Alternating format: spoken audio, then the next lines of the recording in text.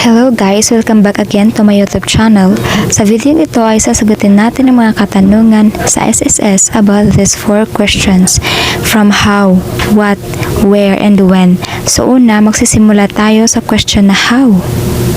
Bago tayo magsimula, huwag kalimutan mag-subscribe, i-like itong video, mag-comment at i-share. How to get SSS number online.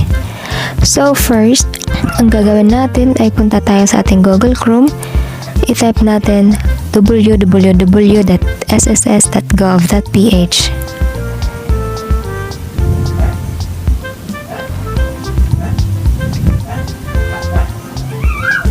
Click search.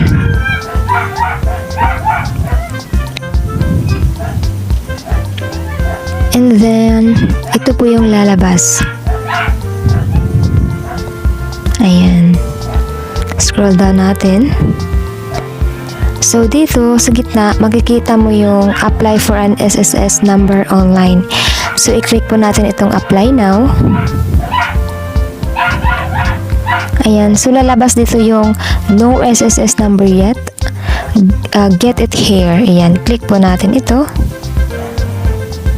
Ayan. No SSS number yet. Apply online. So now you can register as an SSS member through our online facility. Click here. So ayan, i-click po natin.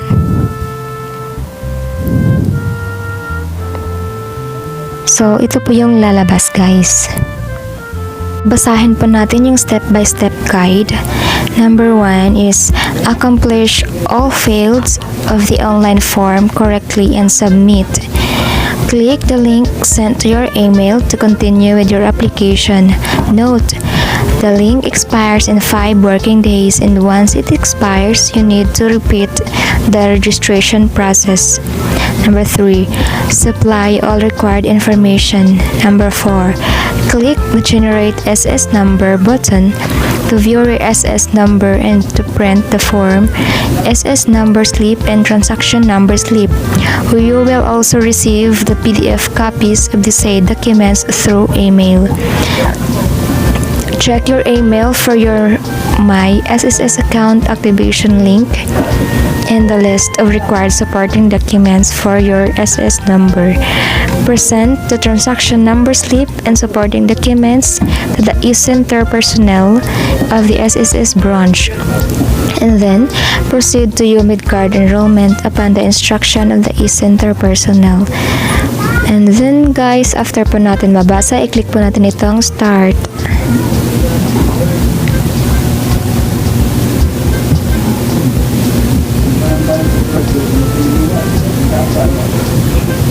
So, accomplish all fields of the online form correctly and click submit. Yan, accomplish natin ito guys. First name, last name, first name, middle name, suffix, date of birth, email.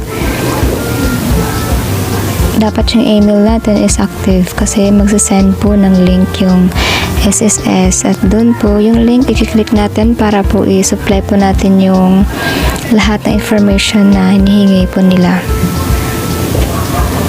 Then pagkatapos na natin yan, so ayan, pagkatapos na natin ma-fill out lahat ng blanks doon sa itaas, i-click lang po natin itong I'm not a robot din. May sign check yan. Tapos i-check din natin itong I certify that above information are true and correct. Check natin yan. Tapos dito sa ibaba, please read SSS data privacy notice. So click natin. So ayan, basahin po natin. Data protection. SSS will take reasonable efforts to protect personal data. It collects by implementing reasonable security measures to prevent unauthorized access, collection, use, disclosure, copying, modification, disposal, and other similar risks. While SSS has security implementation in place, SSS cannot completely guarantee the security of any personal data. Data sharing to provide you with the efficient and effective service, and for the attainment of SSS legal mandate, SSS may share your personal data with the following: government agencies such as PhilHealth, Pag-ibig, Philippine Statistics Authority, and PhilPost. Partners such as accredited banks and collection and payments agents and service solution providers. The sharing is covered by data sharing agreement or non-disclosure agreement and is implemented through secured means. Rights of data subjects. You have the following rights under the Data Privacy Act: the right to access, the right to object, the right to ensure or blocking, the right to file a complaint, the right to rectify, and the right to data portability. Yan, pagkatapos nating basahin, back lang po tayo. At so pagkatapos nating mabasa itong SSS Data Privacy Notice, i-click po natin itong I'm not a robot.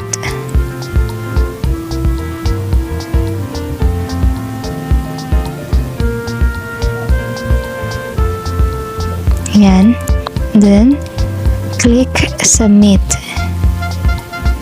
Then, after clicking Submit, a confirmation link was sent to your email. Click or paste the link on your browser's address bar to proceed with your SS number application. So, we should go to our email address, guys. Yan, nag-message na po sila doon. Nag-email na po sila. So, after clicking the link, ito po yung lalabas, guys. So, dapat po i-complete po natin dito yung required information from basic information up to beneficiary's information correctly. So, dapat kumpletuhin po natin ito. Itong hinihingi po nilang information. Ayan, purpose of registration. Kung ika-offer employment po, ito, click nyo po for employment. Ayan, pagkatapos po, click nyo po itong save. Tapos, i-check nyo po if tama po ba lahat ng nalagay yung information doon sa hinihingi po na information. And click natin next.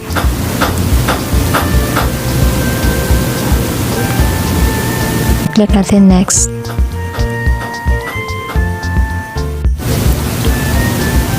So, after clicking that next, ayan, ito yung lalabas, guys.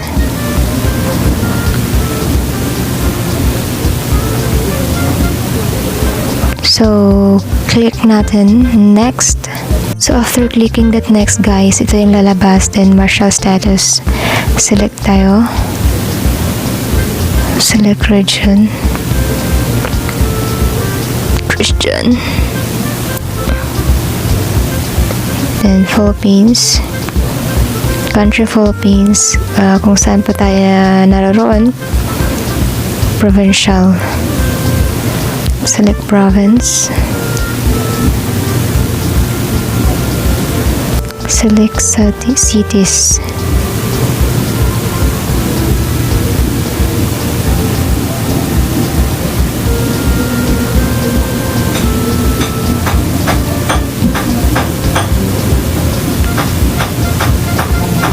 Select cities.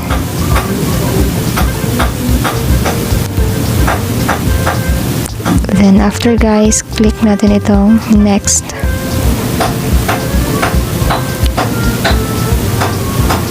So 60% complete na tayo. Kulang pa din, guys, so dapat kompletuhan pa natin. Yan, hinihingi pa nila father's name.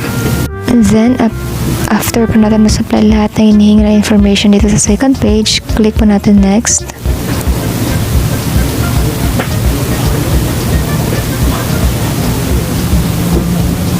So, 80% complete. So, dito na tayo sa third stage.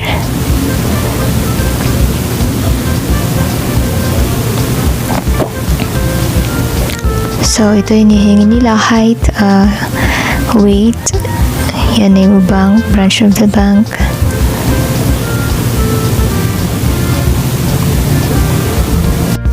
after po natin ma-supply lahat ng hinihingi nilang information dito sa page 3, yan, click po natin. Again, next. So, nasa 80% complete na po tayo.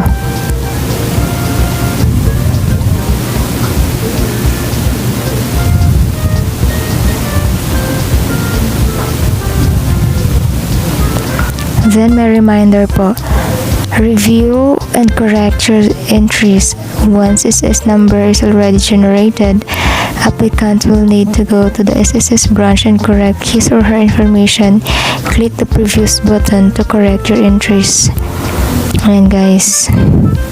So, kung gusto niyo pong i-check lahat ng information niyo po bago po niyo i-generate yung SS number, i-click niyo lang po itong previews. Ayan. Pag-click niyo po ng previews, makikita niyo po lahat doon ng information na nilagay niyo po. Ayan, pwede niyo po doon ma-edit. So, kung okay naman po, i-click po natin itong generate SS number. Then, after clicking the Generate SS Number button, wait for the system to display the generated SS number and an option to print the personal record form and the SS number slip. Then, makaka-receive po tayo ng email galing sa SSS. Ito po ay isang confirmation indicating the generated SS number, a copy of the SS number slip, and further instructions or completing the application. Then, pagkatapos po, print the personal record form, SS number slip, and then, i-print po natin yung personal record form, SS number slip, and SS number. So, application confirmation email body sent to you by the SS number issuance system. Ang susunod na gagawin ay pumunta sa pinakamalapit na SSS branch and isubmit ang printed records together with the required documentary requirements. If married, bring a copy of your marriage contract certificate. If with children, also bring a copy of the birth certificate. For non-working spouse, must sign before his or her name on the printed e-personal record form. The signature will signify that your spouse agrees with your SSS membership. An important reminders. The registrant's membership status with SSS shall remain temporary until the required documents have submitted to the nearest SSS branch.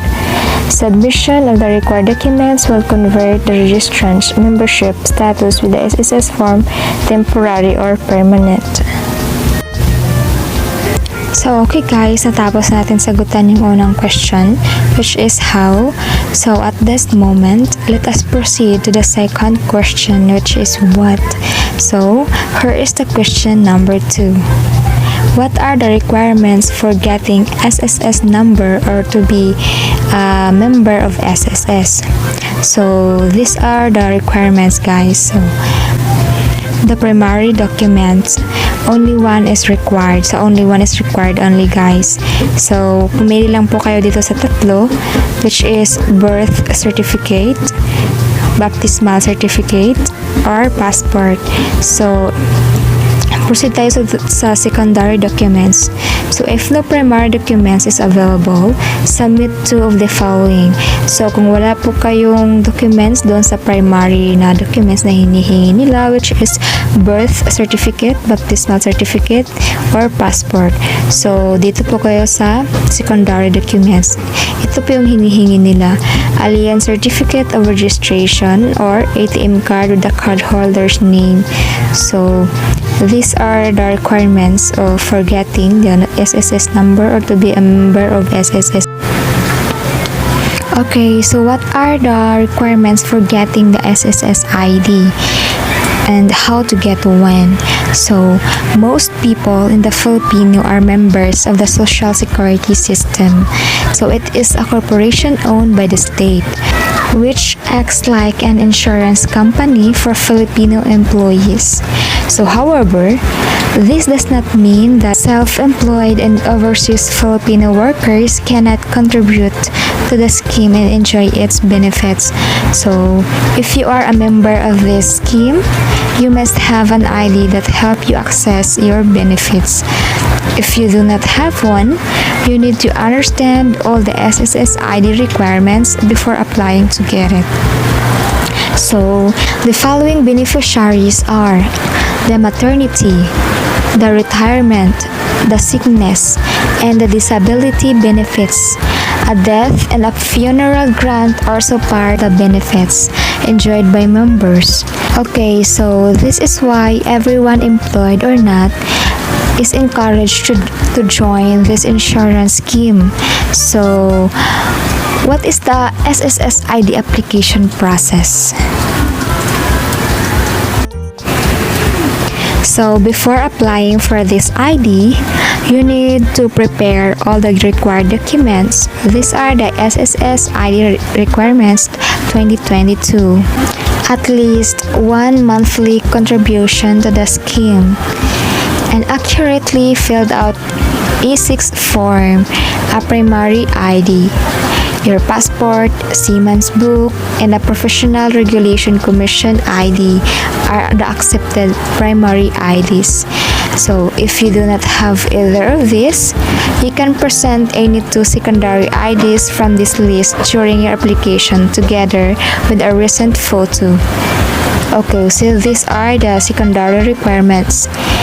Voter's ID, driver's license, postal ID, school ID for students, company ID for employees, senior citizen ID, taxpayer identification number or TIN ID. So the last is passbook of savings account. So at this moment, natapos na tayo sa ating second question which is what. So at this time, proceed tayo sa third question which is where.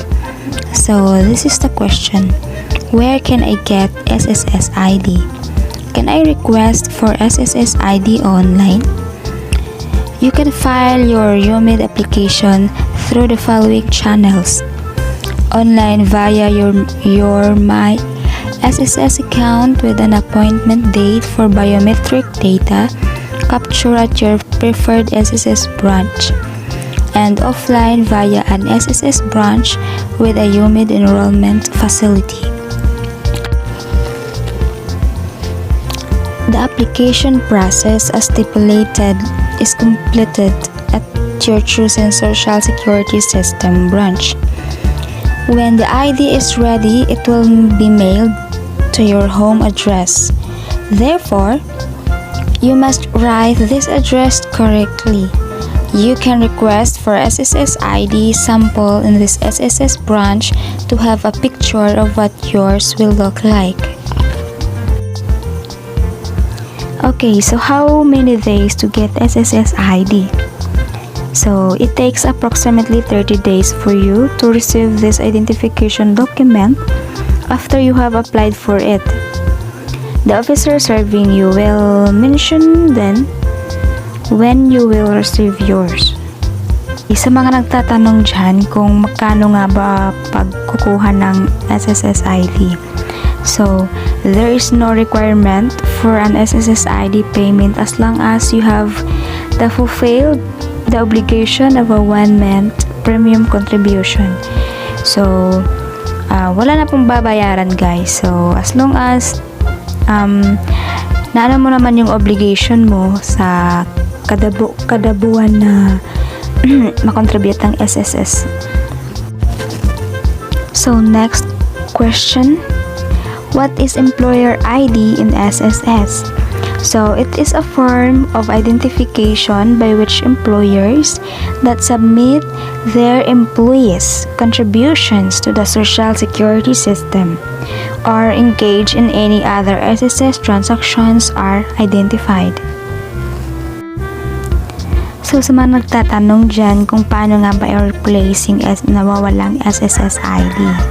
So, ito po yung gagawin nyo guys. So, a filled E6 form, then an affidavit of loss, a valid primary ID or two secondary IDs, a filled R6 form, and last, a cash fee of 300 pesos. So, ito po yung step 1 ng kung paano po i-replace yung nawawalang SSS ID natin or yung mid card. So, ito po yung E6 form guys. So, itong form na to pwede po natin kunin sa office ng SSS at inirecommend ko po na mag-download na lang po tayo online. I-print po natin at saka i-fill up po natin lahat ng dapat i-fill upan. And then, wag po mag-iwan ng blank doon sa form. Kung wala po information na mailagay, kindly put NA po. And then, pag na-print po kasi natin ito guys at saka na-fill up po natin sa bahay natin, makasave po tayo ng oras doon sa SSS office. Pagpunta po natin doon, pwede lang po na line na lang po tayo para po magbayad tayo ng replacement of card po.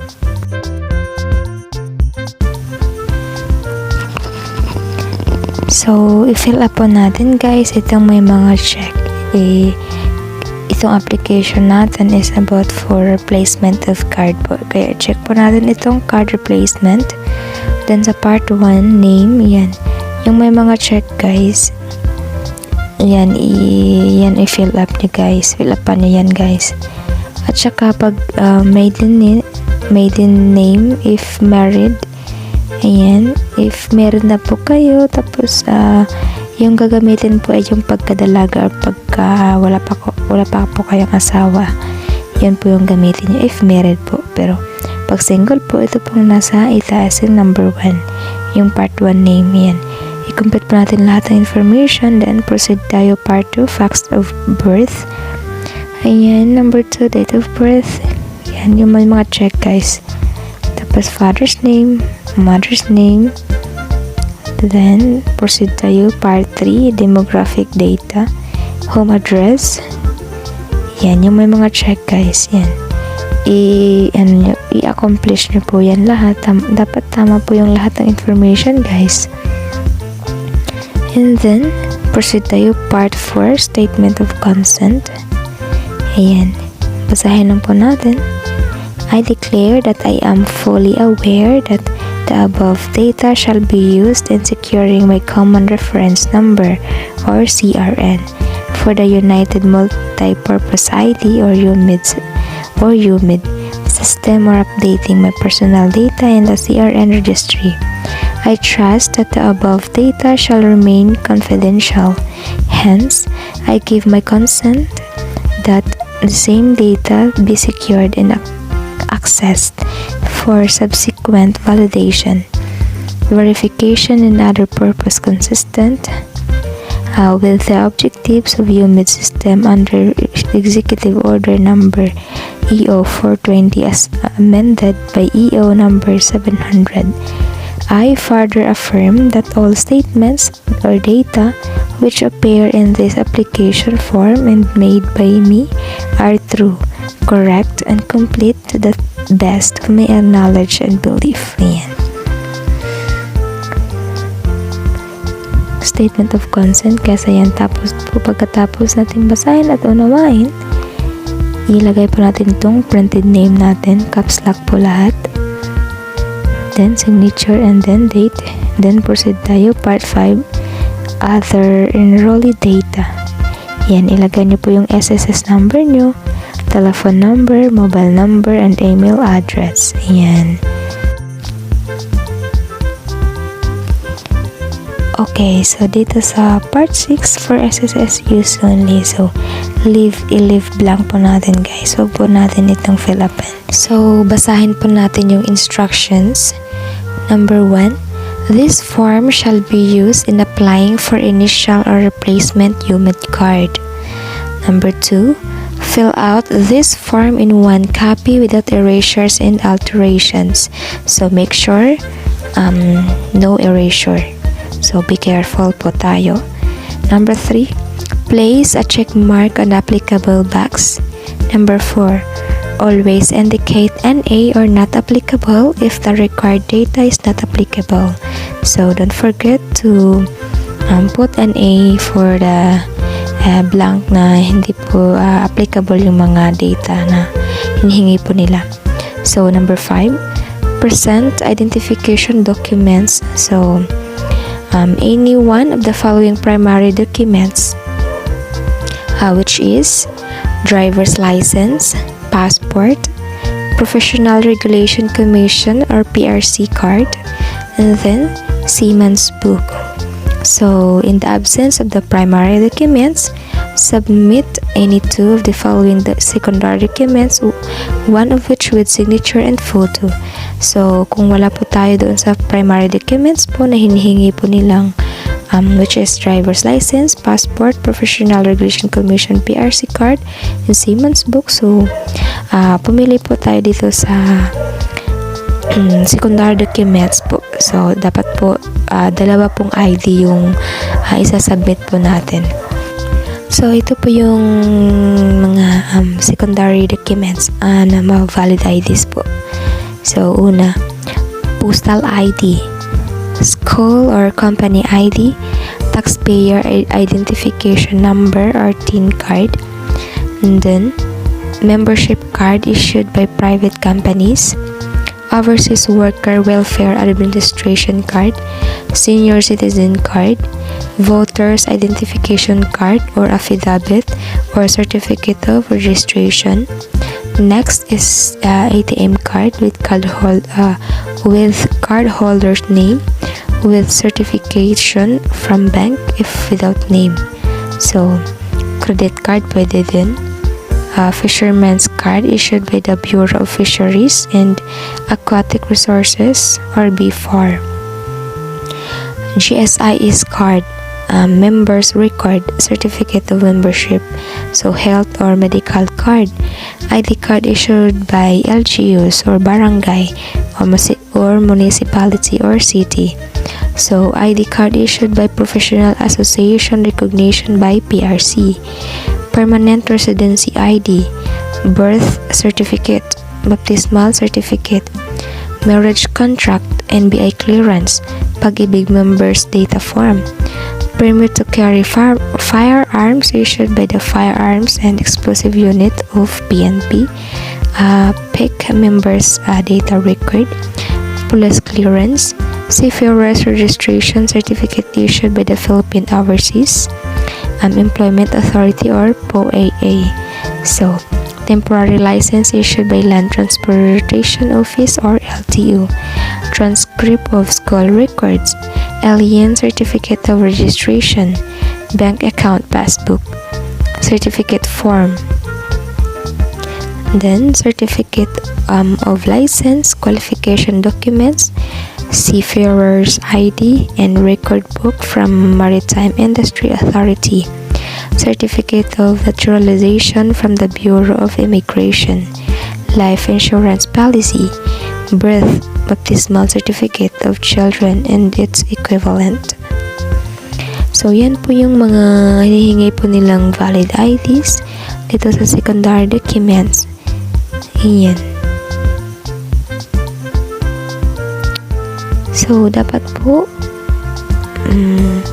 i-fill out po natin appropriate yung mga blanks na hiningi po nila. So, i-follow po natin yung format nila, guys. Yan, for example, dito sa last name,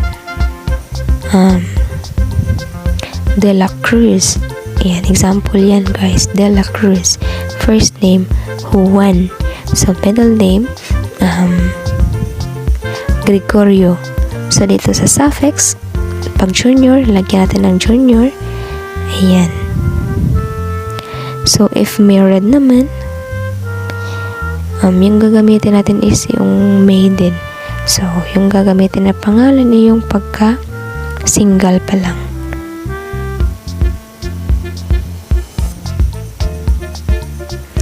At saka guys, yung height natin is isulat natin in centimeters. At saka yung weight, isulat din po natin in kilograms. So ayan, pagkatapos po natin sa step 1, which is the application form for your mid-card.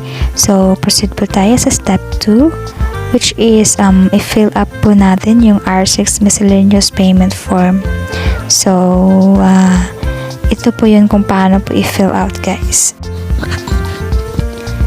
So, ito po yung form number 2. So, which is R6 miscellaneous payment form. So, itong may mga check, ito lang po yung i-fill up natin. Ayan. Dito po sa type of payment, i-check po natin itong social security card kasi yung kukunin natin is card po. Ayan. Kaya ayan po i-check natin. Tapos ilagay niya din po yung cash. I-check nyo po yung cash. Ayan. Pagkatapos, isulat po natin yung name natin, which is caps lock, then signature po sa ibaba ng name natin, tsaka yung date. So, ang tanong, saan ba natin makukuha itong R6 miscellaneous payment form? So, pwede po natin ito makuha doon sa guard. Pwede po tayo magtanong sa kanya at pwede po tayo humingi doon sa office. So, again, pwede po itong ma-download. So, inirecommend ko po na mag-download na lang po tayo para di po tayo ma-delayed. Di po masayang oras natin. At saka, gura po tayo sa pagdating natin sa office, automatic punta tayo sa cashier. So, ilang copies pa ang dapat i-accomplish natin dito sa miscellaneous payment form? So, 4 na copies po. So, pwede po tayong humingi doon sa guard po, sa office nila. At saka, recommended na i-download po natin ito para po mas mabilis po yung transaction natin.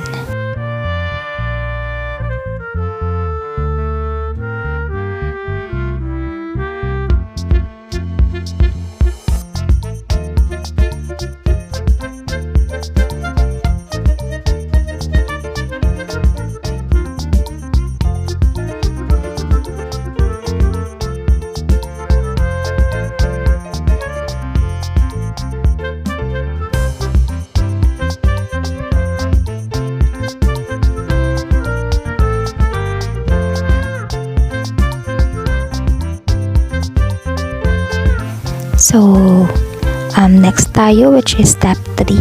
So, get an affidavit of loss. If your card is damaged or needs amendments, you need to get an affidavit of loss.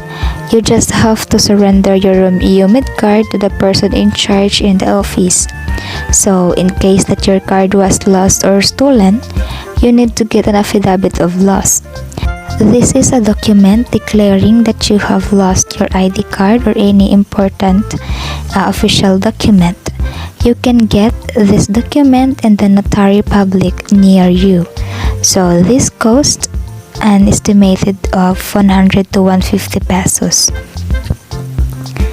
So, alternatively, you may visit the public attorney office near your area. Then, usually, getting an affidavit of loss in PAO has no charge as most people have experience. So, kung gusto nyo pong free po, wala po kayong babayaran, pwede po tayong kumuha doon sa PAO po. So, proceed tayo sa step 4, which is prepare po tayo ng 2 valid IDs. At the second page or back of the UMID card application form, you'll find more information and instructions about your applications, which includes the acceptable IDs. So you need to provide at least 2 of them. Actually guys, you can just bring 1 primary ID. However, if you don't have a primary ID, you may bring at least 2 supporting documents listed in the form.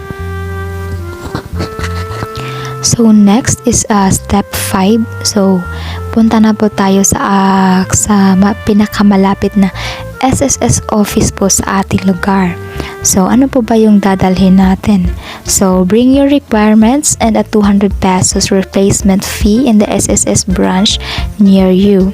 So dalhin po natin yung mga requirements po natin, which is yung application form. So bring your requirements and a 200 replacement fee in the SSS branch near you. Make sure to wear proper attire. No wearing of sandals or slippers. So dapat po naka jeans po tayo at saka So if you didn't download the forms beforehand, ask the guard for them. And make sure to use black or blue ball pen in accomplishing the forms. So, ayan, dapat po yung gagamitin nating ball pen is only anong color? Black or blue. So, proceed tayo sa step 6, which is pay for the replacement fee. So, after you have accomplished the forms, ask the card for a ticket number to pay for the card replacement fee in the teller section. So, with 4 copies of our 6 miscellaneous payment forms, only 2 shall be given back to you after you have paid. So, reminder, not all SSS branches have a teller section. So, in case it is not available in the branch on your area, the guard will instruct you to pay the SSS accredited bank. Before going to the bank, it could be wiser if you get a first SSS ticket number if there is a long line in SSS. So, when you go back, the queue should have moved while you went to bank. Where is the data capture station? In this step, you just have to submit your requirements to the person in charge and wait for your name to be called. So, when it is your turn, you'll be asked to confirm all the information you have provided that is being displayed on the computer monitor in front of you. And then, your fingerprint, signature, and photo shall be taken to be used in your SSS UMID card. And then, successfully done na po tayo. Then, proceed po tayo sa step 8. So, wait for the SSS UMID card delivery. So, ayan, hintay na lang po tayo ng delivery ng card natin. So, after completing with all the steps, you shall be given the acknowledgement tab. It is actually the bottom part of your UMID card application form that was teared cut carefully. So, gaano ba katagal bago dumating yung SSS UMID card natin? So, written on it is an estimated date wherein your SSS UMID card should be delivered in your doorstep. Some got theirs is about 3 months, others wait less than that, but some also experience longer waiting duration. So, expected po na dumating yung card natin is within 3 months. So, maiba po na tumatagal pa po, abutin po ng 4 months to 5 months. So, hintayin lang po natin na dumating yung card natin. Pero ang duration niya po is 3 months only. So, kung magtagal man yan, okay lang yan. Hintayin lang po natin. When the estimated date of delivery passed by and you did not receive your card, it is better to contact the SSS branch you have requested for the card. So, they can confirm if they have released the card for delivery. So, kung tumatagal po yung pagdating ng card natin, so pwede po natin i-contact yung SSS branch na kung saan tayo kumuha ng card or nag-request ng card natin. So, ayan. If they have released it, better check to visit the PhilPost office in your area. Most probably, should be there. So, that was the general guide on how to process the replacement for damage or loss of SSS UMID card. Should you have any questions, you have contact the SSS branch near you directly. So, if you have any additional tips or information, do let us know in the comment section. Guys, natapos ko na ituro kung paano po makuha or paano po tayo kumuha ng SSS card again pag nawala yung SSS card natin. So, at this time or at this moment, ayan, so proceed tayo sa next topic natin. So, which is checking SSS contribution and other inquiry. So, to check your SSS contribution and other SSS inquiry, including loan balances, employment history, etc. online. So, you will need to log in using your username and password provided by SSS when you register your SSS account. So, kanina na ituro ko na kung paano po gumawa ng SSS account. So, Please note that SSS password will expire. So, 90 days lang po yung limit ng SSS password natin. So, pagkatapos po ng 90 days, which is 3 months, so make sure na papalitan natin yung password natin. So, nakikita nyo ba ito guys? Itong may buti na lang, may SSS, 57, may 57 numbers sa gitna. Ayan, so, under e-services menu, click inquiry. So, ayan, ito po yung sample niya. Itong inquiry may arrow. So, i-click po natin yan. Step 3. So, if you are using unsupported browsers like Mozilla Firefox, Google Chrome, so you will see this pop-up advisory.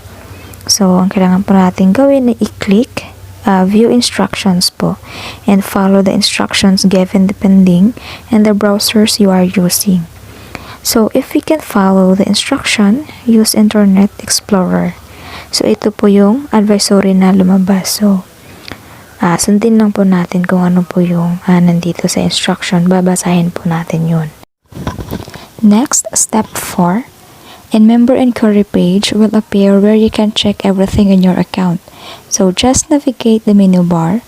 In the sample screenshot below, I will check the actual premiums. So follow me. Yeah, i-follow nyo po yung itong picture or screenshot na nasa screen na makikita nyo. So now, step 5 naman tayo guys. So now you can easily check all your monthly contributions starting when you become an SSS member. So ito po yung sample screenshot.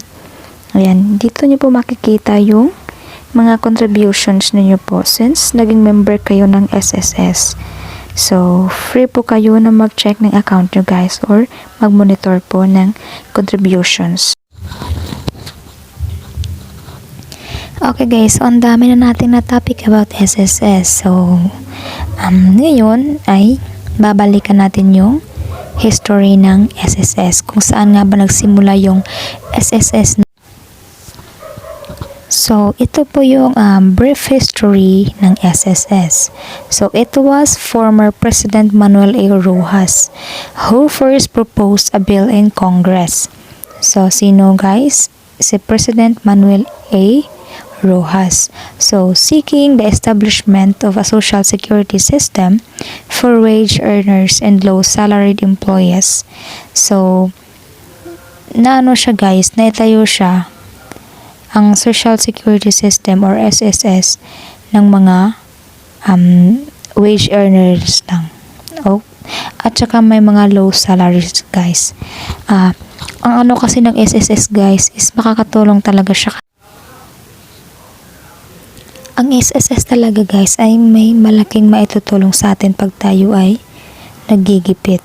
Kasi pwede tayong mag-loan sa SSS kung matagal na tayong member nito. So, ano ata yun guys? 2 years ng membership. Sa pagkakaalam ko ay pwede ka nang mag-loan dun sa SSS.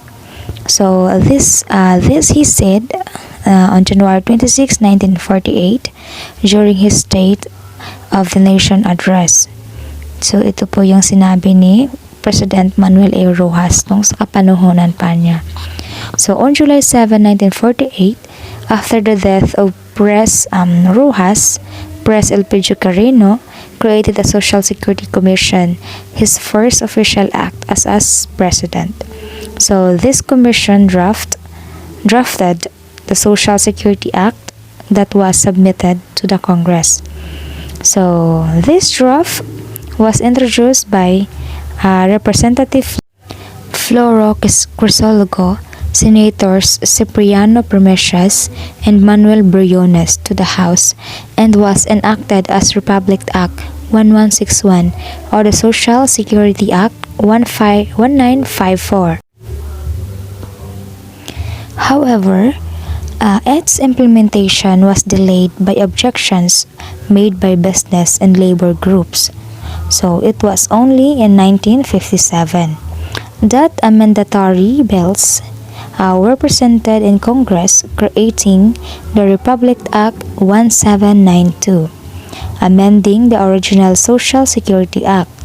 So on September 1, 1957, The Social Security Act of 1954, or the Social Security Law, SSS Law, was finally implemented, adopting the social insurance approach to Social Security, covering the employed segment of the labor force in the private sector.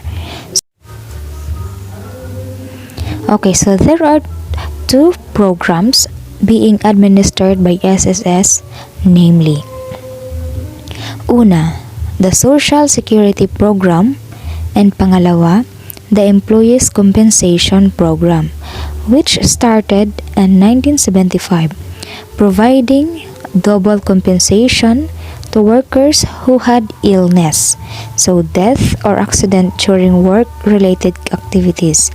So, employees' compensation benefits are granted only to members with employers other than themselves. In 1980, some groups of self-employed persons were also required to contribute to the Social Security Fund, from which benefits are paid upon the occurrence of a contingency provided by law. In 1992, self-employed farmers and fisher folks were also included in the program. So in 1993, household helpers who earn at least 1,000 pesos were included in the compulsory coverage of employees in 1995. So workers in the informal sector earning at least 1,000 pesos a month, like the ambulant vendors and washer car boys, were also covered by SSS. So, ang ganda talaga ng SSS, guys. Oh, tingnan nyo. Pati mga housewife, pati yung mga nagtatrabaho lang sa tao, pwede ding sumali sa SSS.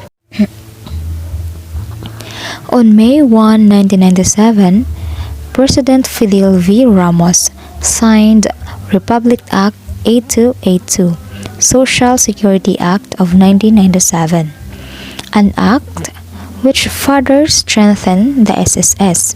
So the act provides better benefits packages, expansion of coverage, flexibility in investments, stiffer penalties of violators of the law. So, condonation of penalties of delinquent employers, and the establishments of a voluntary provident fund for members. So, in 1995, upon the enactment of Republic Act 7875, or the National Health Insurance Act of 1995, SSS, which used to administer Medicare program for hospitalization and other medical needs in private sector workers,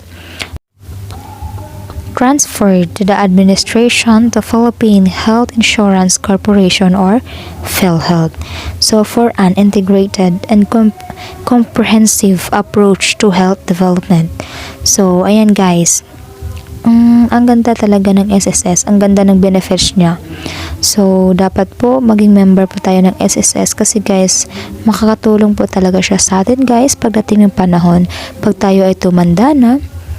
Syempre, darating din tayo sa ating pagkatanda soon. So,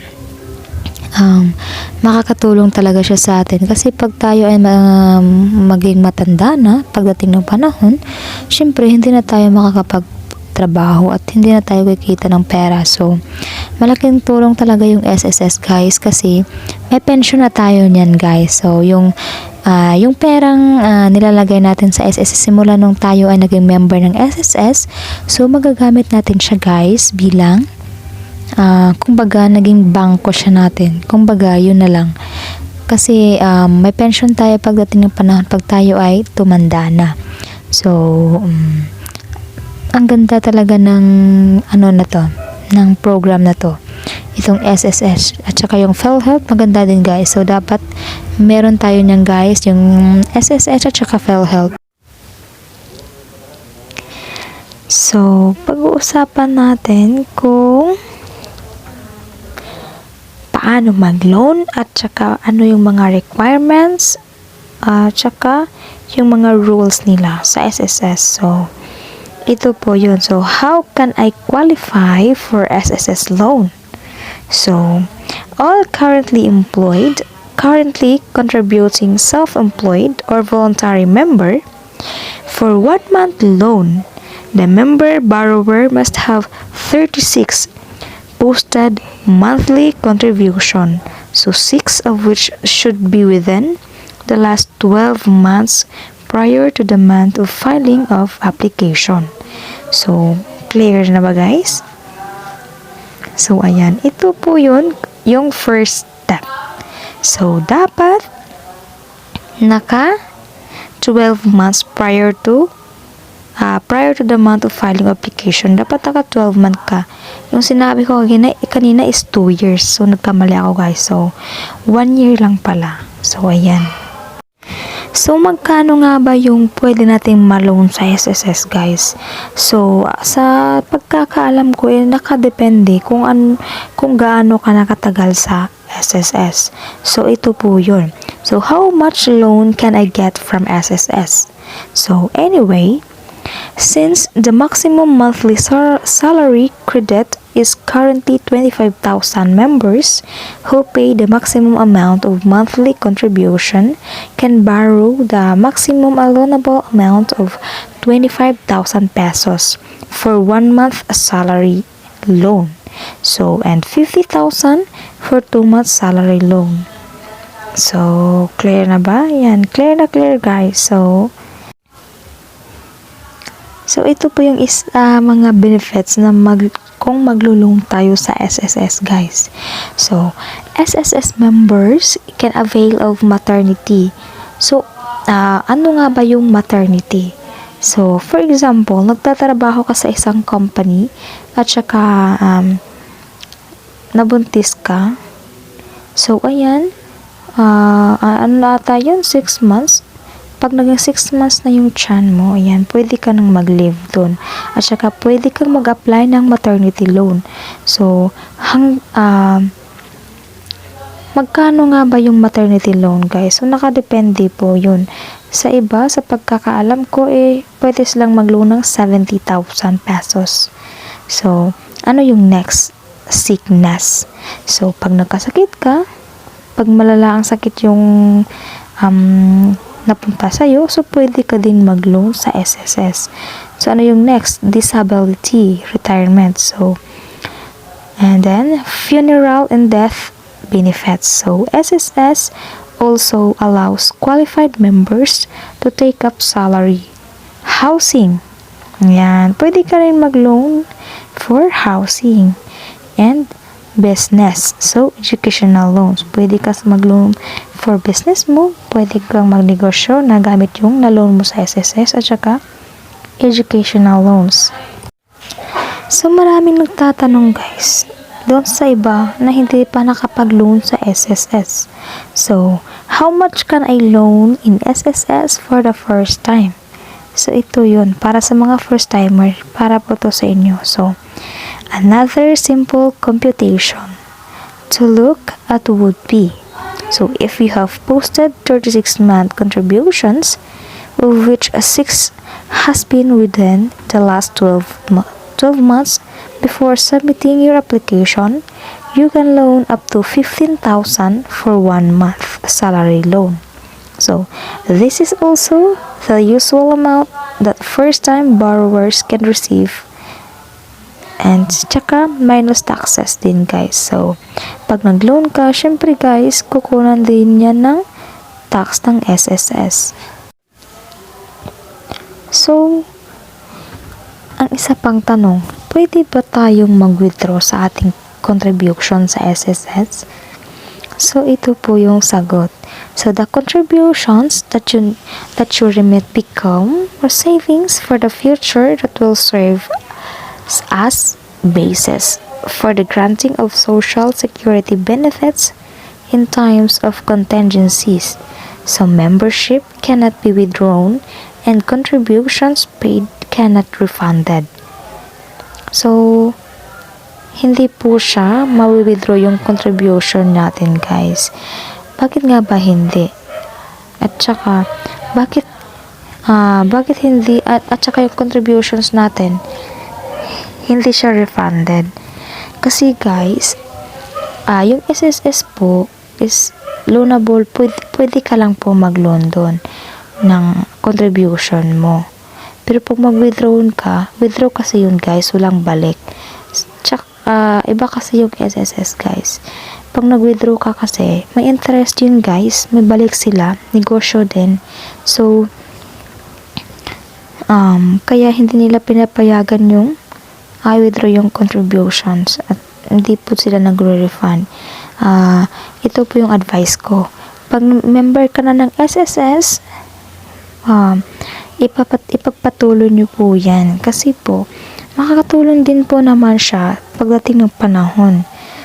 For example, yung sinabi ko kanina na pag tumanda tayo, wala na tayong mga trabaho, ayan, may tayo, yung tawag doon, may pension tayo. So, hindi tayo mahihirapan sa pagkain natin pagdating ng panahon. So, ito po yung sinasabi ko sa inyo na pag member na kayo ng SSS, ay pagpatuloy nyo po yan hanggang umabot kayo ng 60 ata yung yung edad na bago ka mag-retire doon sa babayad ng SSS membership mo. So, kung may advantages yung SSS loan guys, meron din po siyang disadvantages. So, ito po yun. As with any type of loan, an SSS salary loan comes with fees and interest. So, ito po yung sinasabi ko guys. Kaya hindi ma-withdraw yung nalagay natin pera dun or yung contributions natin sa SSS. Kasi nga guys, loanable lang siya. At syempre, loanable siya guys, meron po yung interest at saka fees, yung taxes. So, there is a 1% service fee on top of the 10% annual interest rate on the outstanding principal balance. So, failure to pay your loan on the due date means having to bear a penalty of 1% per month until the loan is fully paid. So, clear ba guys? So, pag nag-loan tayo guys, syempre dapat bayaran natin yan. At syempre guys, pag nagtatrabaho ka, automatic magdididak po yan. So, may isa pang tanong. Hanggang ilang araw nga ba ma-release yung loan natin sa SSS? So, the loan proceeds shall be available to member borrower's account within 3 to 5 working days from approval date of the loan. So, ilang days guys? 3 to 5 working days. So, the salary loan proceed is accessible through any mega link. So, BankNet and ExpressNet automated machines. So, pwede po natin siyang ito po yun guys, yung sasabihin ko po sa inyo, pag nag-loan po kayo sa SSS, doon po yan magdadirect sa ATM na ginagamit nyo po. Kasi po pag mag-loan ka po, syempre, maglalagay ka doon ng link ng bank account mo. Saka automatic po yan, papasok po dyan, po yung loan nyo doon sa credit card nyo. So, ayan, within 3 to 5 working days. So, maghihintay lang po kayo ng 3 to 5 working days. So, what kind of loans does SSS offers? So, may offer po sila na iba't ibang klase na pwede kang mag-loan sa SSS, guys. So, 4 types of loans.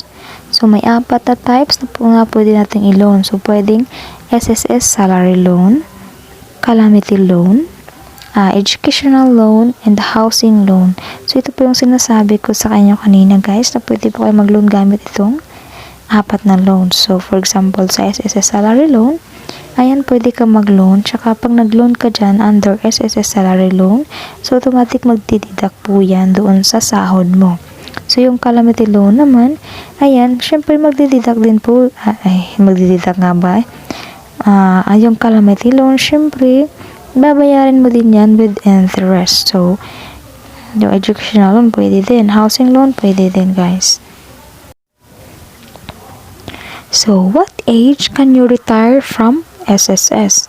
So, at least 60 years old and separated from employment or has ceased to be an SE, OFW, household helper, optional po siya, optional retirement. So, at least 65 years old whether still employed. So, nakadepende po yung retirement natin sa SSS, guys. Kung kailan po tayo maglalagay ng refund. So, ayan. So, SE working as OFW, household helper or not. So, technical retirement. So, ayan. Is pension a lifetime? So, pension payments are made from the rest of your life. So, no matter how long you live, and can possibly continue after death of your spouse. So, lump sum payments give you more control over your money, allowing you to the flexibility of spending it or investing it when and how you see fit. So, ayan guys, ang dami na nating nasabi, ang dami ko nang na-share sa inyo kung paano nga ba yung step by step sa SSS. Ayan, so, kung nagustuhan nyo po yung video ko, yung tutorial video ko, huwag po kalimutan mag-subscribe, mag-like po, at saka mag-comment po kayo kung ano po yung concerns nyo, at saka baka po masasagot ko po yan. So, again guys, thank you for watching, at please subscribe to my channel.